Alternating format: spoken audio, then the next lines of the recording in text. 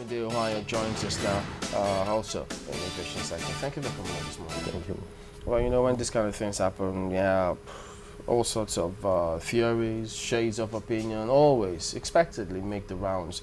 But separating the core issues from perception, different kettles of fish entirely. Because you see people talking about the fact that Nigerians have never been told the truth on several occasions, so much secrecy about so many things going on. But from what you've seen, committees have been put in place. I mean, they call them all sorts of names, high-powered, and all of those. Do we, at the end of the day, expect that there will be a report on this, even if it's within the aviation industry, with a view to correcting what went wrong? Yeah, since this thing happened on Saturday, right, and I think there's been so much emphasis on aviation and the safety issue again, but like other speakers have said, this time around there's a distinction between the civil aviation and the military aviation, and it is completely closed. But you see, let me say the military this time around have opened themselves up for the public to see what is really wrong with aviation in general, both civil and military, in the sense that why are they involved with the military, with civil charters? Why do they carry civilians?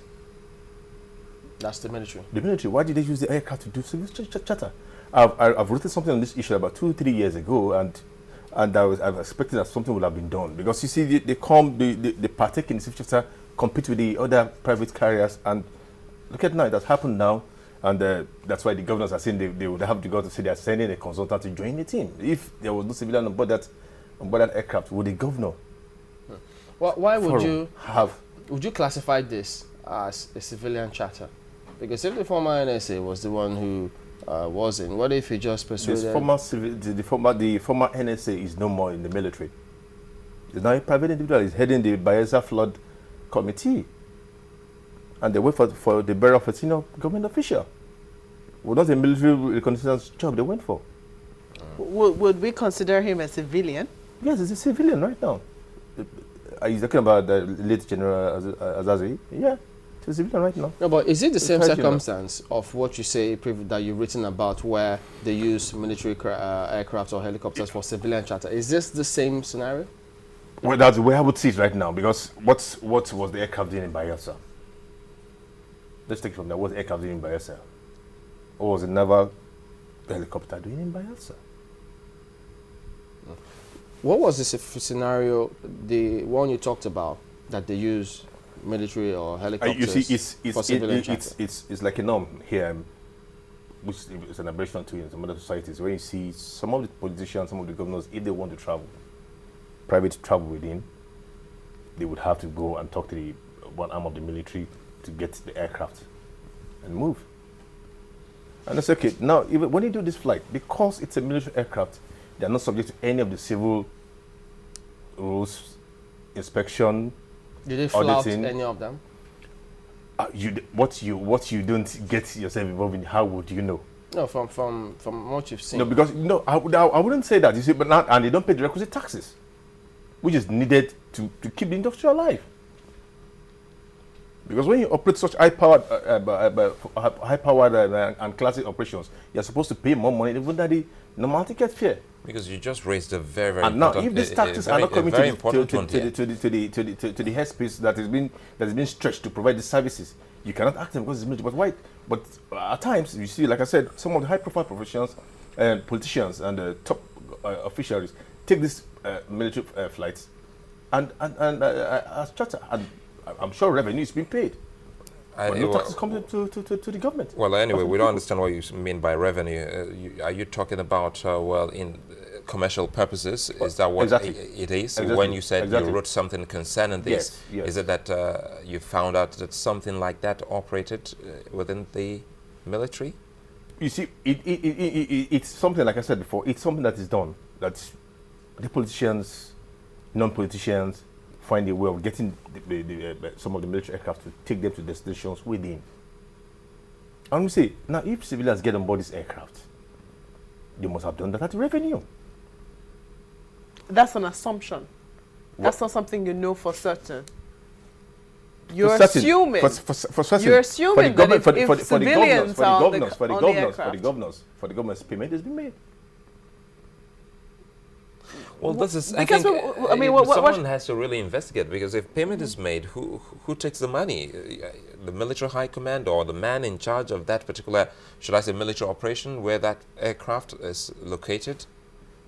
Well, it's something that's with the recent crash now. We probably will begin to look why we have civilians going on board our military choppers that are meant to do some other things for us. And So that maybe goes- this would open some other things for us to look at now within the industry. what you say is a good thing that the military has really opened up. That's what you started out saying. That Yeah, I mean, to this crash now has opened it up now, because normally if this was a pure military crash, we wouldn't be discussing what we are saying today. The governors forum will not be talking about sending if a civilian was not involved. if a civilian was not involved. What if top military officials were involved? It would have been a pure military affair. It has happened in the past. Yeah, But but we'll tonight, still talk but about we'll it, still you talk know? Yeah, about it. we'll talk about it, but not to the extent of you could say, yeah, you are bringing your consultant on board, then you begin to look into now. What we would have been talking about would have been, the safety of military planes. Nobody would have talking aviation in general.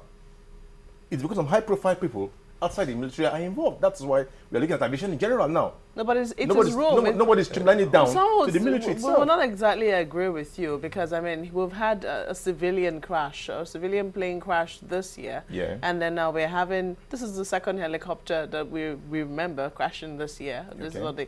what so a host of crashes, as it were. Some in the military sector, some in the civil sector. Is it not just important that we look at aviation safety in general? I mean, it's not just because of the profiles of persons involved. You see, when you talk about looking at aviation safety in general, Yeah. like I said, for the military aviation, it is closed. We can't talk about it. It's what you know But that you can talk about, because right from the ownership, the maintenance, the worthiness of this aircraft, it is just restricted to the military. It's a privileged information left for them. So it's what you only talk about what you know. But because this time around we have some civilians involved now, everybody now wants to know what is happening to the military aircrafts. Well, in this case too, I mean, yes, we agree that the military situations are usually closed, but we have to remember that they also have civilian relatives. And most times, often than not, these people never get to know what exactly happened to their spouses, to their brothers, to their uncles, And isn't it time, maybe it's a challenge of some sort, that there should be some form of openness in the military space as well, if only to give closure to the relatives of the victims. I agree with you on that. That yes, it's time.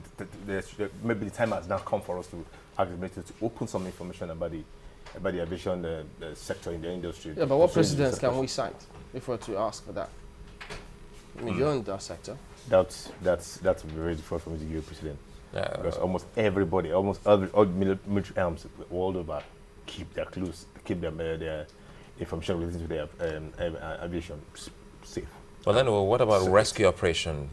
How fast or how quick? Why is it that almost all the time, if not all of the air crashes, the people get there first before the agencies in charge?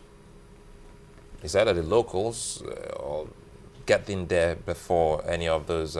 We have NEMA, we have so many of these agencies. If you look at those crashes we're talking about, almost all of them, none of them are happening within the vicinity of the airport itself. If it would happen some distance, some cities or towns, villages outside the airport, and quite naturally you expect the villages around that area to get it. What is always a problem is, even after sighting the wreckage, accessibility, time of response, that is an area we need to work on, see how we can improve on that. Don't all these things impede on the integrity of the reports, the investigative reports that are eventually submitted? Because those who are there would have tampered with some, made some touches and touched some things, and that would have probably altered the kind of information that will be gotten by the investigator.